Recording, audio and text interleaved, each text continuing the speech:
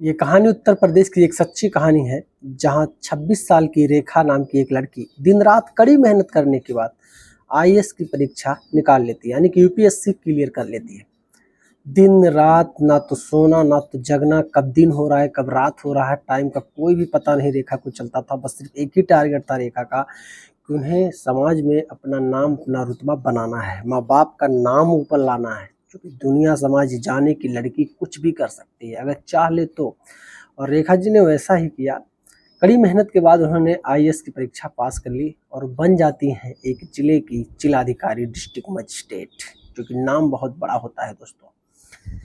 कुछ दिन तक बहुत अच्छा खासा चलता है जॉब, उसी तरीके से जिस तरीके से लोग करते हैं, डीएम का जो काम होता है, जो कार्यभार होता है जिले में, उसी तरीके से सब कुछ उनका बहुत बेहतर चलता है। कुछ बदलता नहीं, बस जैसे चल रहा था। वो अपने काम के प्रति ईमानदार थी, काम को सबसे पहले नंबर 1 पे देखती थी। जिस तरीके से न्याय करना चाहिए था एक डिस्ट्रिक्ट मजिस्ट्रेट को, उसी तरीके से वो न्याय भी करती थी, कभी पीछे नहीं हटती थी। एक दिन क्या होता है कि उनके कुछ नए प्रशासनिक अधिकारी का जिले में आगमन होता है, तो रेखा मैम जिलाधिकारी होने के साथ साथ एक छोटी सी पार्टी अरेंज करवाती हैं। तो उन्होंने सोचा आवास पे पार्टी ना करूँ तो ठीक है, क्यों ना एक अच्छे होटल पे अरेंज कर दिया जाए, और भी अच्छे प्रशासनिक अधिकारी वहाँ पे उपलब्ध हो जाएंगे और मैं खुद वहाँ पे आ जाऊँगी, और जो नए प्रशासनिक अधिकारी आ रहे हैं जिले में उनको भी वो गेस्ट के रूप में वहाँ पर खिला पिला दिया जाएगा। तो उसके बाद रेखा मैम के जो अर्दली होते हैं वो एक वहीं पे शहर के एक होटल में, जो बहुत बड़ा होटल होता है, होटल में फ़ोन करते हैं कि ऐसा है, ऐसे ऐसे पूरी व्यवस्था रहेगी, ऐसे ऐसे सिस्टम बना के रखना, और आज वहाँ पे डीएम मैम खाना खाएंगी और भी प्रशासनिक अधिकारी भी रहेंगे। होटल के मैनेजर ने कहा ठीक है सर, कोई बात नहीं, आप लोग इत्मीनान से 6-7 बजे तक जब भी आपका दिल कहे आप आ जाइए, सब कुछ रेडी रहेगा, कोई दिक्कत नहीं होगी। ये चीज़ कहने के बाद होटल के मैनेजर ने फ़ोन रख दिया। जैसे शाम होती है, सारे प्रशासनिक अधिकारी अपने गाड़ियों से ड्राइवरों के साथ, अर्दलियों के साथ पहुंचते हैं वहाँ पे होटल में खाना खाने के लिए, एंजॉय करने के लिए।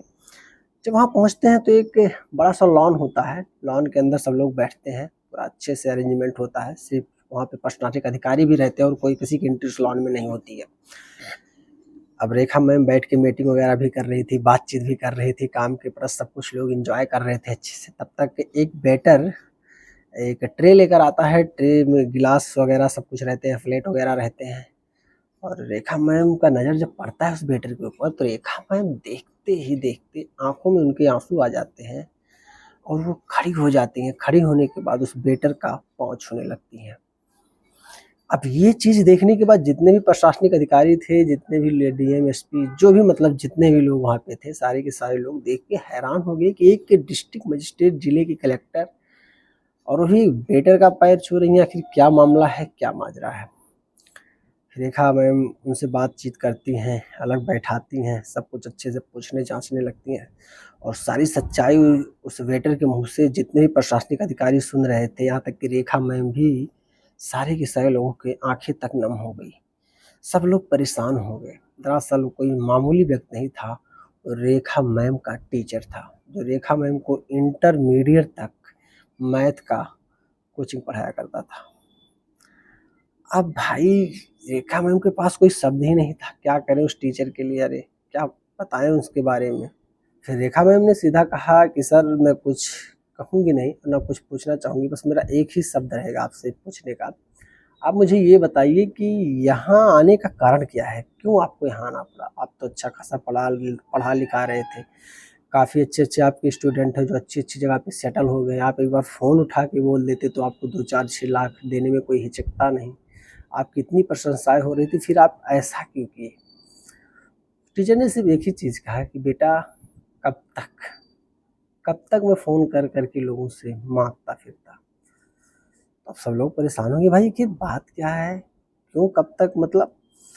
रेखा मैम से टीचर ने कहा दरअसल मेरी जो बीवी हैं उनको बहुत बड़ी प्रॉब्लम है, मेडिकल इशू हो चुके हैं, उनकी दवाइयों इलाजों में बहुत पैसा खर्चा होता है, जो कि प्राइवेट टीचर अफोर्ड नहीं कर पाता।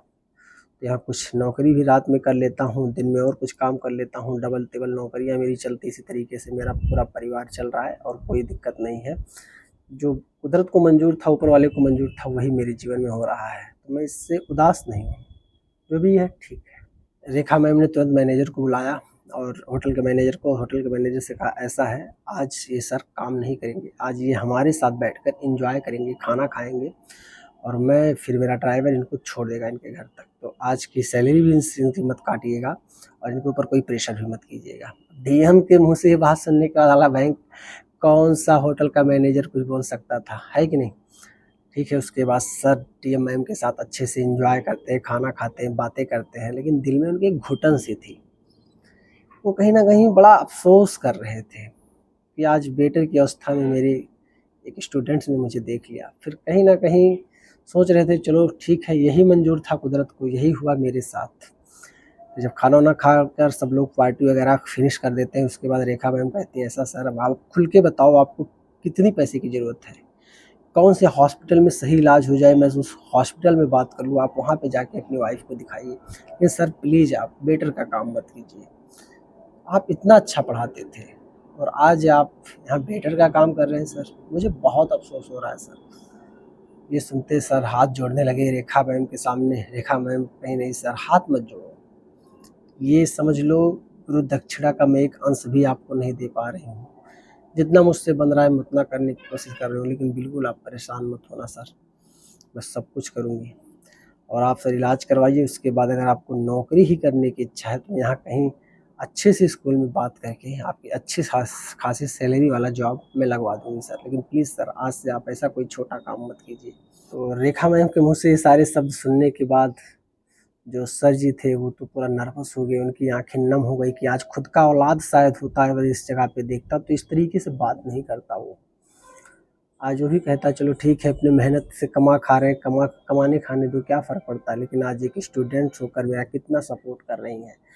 तो दोस्त कहीं न कहीं एक सच है कि टीचर और स्टूडेंट्स में जो लगाव होते हैं ना, चाहे कोई स्टूडेंट्स कितना भी बड़ा बन जाए, कितना भी बड़े पद पे पहुँच जाए, लेकिन अगर उस स्टूडेंट्स के सामने उसका टीचर आ जाता है, भाई दौड़ कर पैर तो छूना ही पड़ेगा, ये समझ लो। गुरु का ये जो रुतबा है, सच में बहुत ऊँचा है।